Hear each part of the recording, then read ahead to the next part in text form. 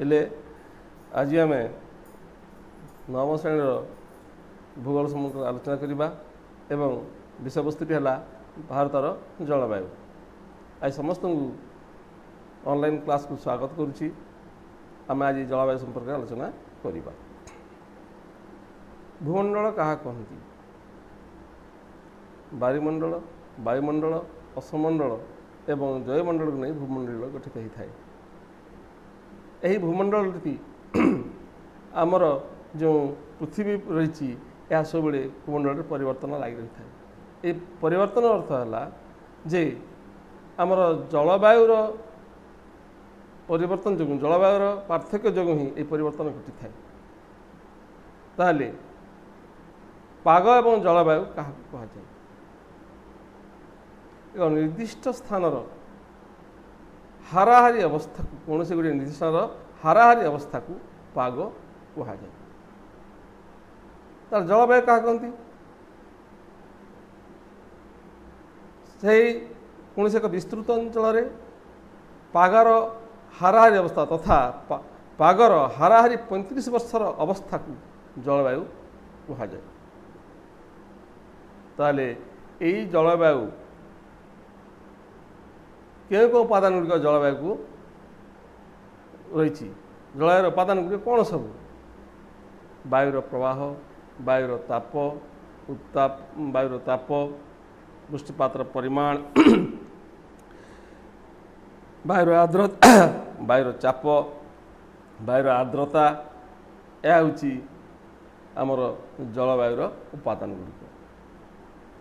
ताहले प्रतिदिन आमर ये जलवायु परिवर्तन देखाई थाए। तापमात्रा ह्रास वृद्धि परिलक्षित होता है।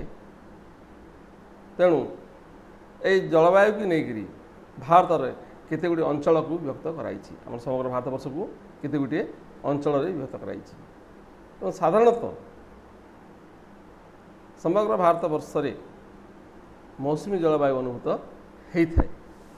किंतु आमर ए तापमात्रा अनुसार वृष्टिपात तारतम्य अनुसार भारत में 6टी ऋतु विभक्त रही। समग्र भारतवर्ष को 6टी ऋतु विभक्त कर ग्रीष्म, वर्षा, शरत, हेमंत, शीत, बसंत। सब अंचल समान परिमाण में उत्ताप रहे ना। सब अंचल समान परिमाण वृष्टिपात हुए ना।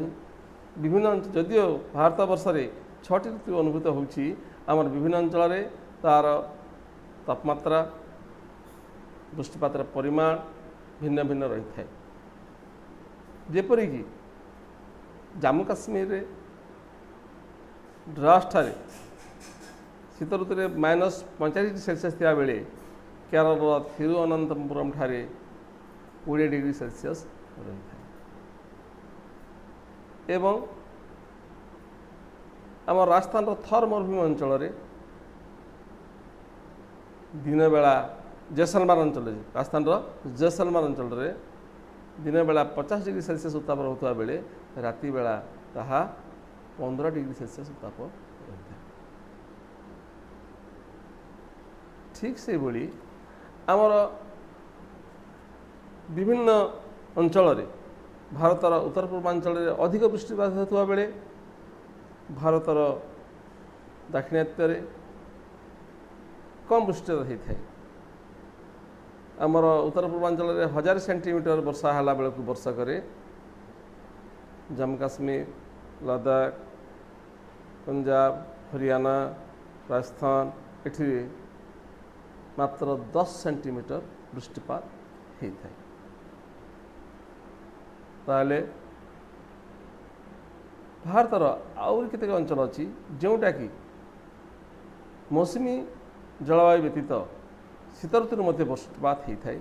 से अंचल गुड़िक है पंजाब, हरियाणा, जम्मू काश्मीर, पश्चिम उत्तर प्रदेश, तमिलनाडु यह सब अंचल शीत ऋतु मध्य वर्षा होता है। किंतु शीत ऋतु में जी शीत हवा कथा भारत में से अनुभूत हुए ना कहीं तार पार्वत्य अंचल रही। जो पार्वत्य अंचल गुड़िक कि केन्द्र एसिया अंचल आसुवा वायु को भीतर प्रवेश करने को दिए ना, जहाँफल कि भारत में बेसी शीत अनुभूत हुए ना। तेणु भारतर जो अवस्थिति रही अवस्थितिटा आमर जलवायु अनेक गुड़िए परिवर्तन आनी थाए।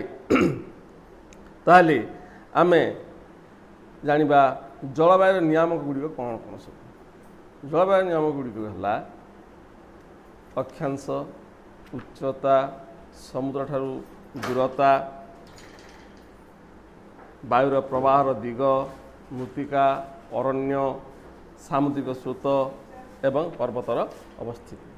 तार प्रथम समर्थ हवा जाऊँगी किछिटा समय कहूँ जे अक्षांश अनुसार मेरु अंचल आड़ को आमर अक्षांश जितक आम उच्च अक्षांश को जावा आमर तापमात्रा से कमी कमी जीव, बाहर तापमात्रा से कमी कमी जीव। ठीक से भाई समुद्र ठार निकटवर्ती अंचल मानक समभावपूर्ण जलवायु अनुभूत होता समय आमर समुद्र ठार दूरवर्ती अंचल मानक चरम भावपूर्ण जलवायु अनुभूत होता है। ठीक से भाई जो अंचल पर्वत शिखर जो जलवायु वायु प्रवाहित हुए से समय पर्वतर प्रतिपात पार्श्व अधिक वृष्टिपात होगा बेले पर्वतर अनुपात अंचल मानक कम वृष्टिपात होता है। ठीक से भाई आमर विभिन्न प्रकार जो जलवायु नियामक कहले आम जी आम ऊपर जीवा अक्षांश ऊपर को उठा से समय आम तापमात्रा कमी कमी जीव एवं बाहर चाप कमी कमी जीव। ताले आज ये था आज समय हो गला। परवर्ती पर्यायर पुणी आम यही जलवायु नियामक संपर्क में पुंखानुपुंख भाव में आलोचना करूँ। धन्यवाद।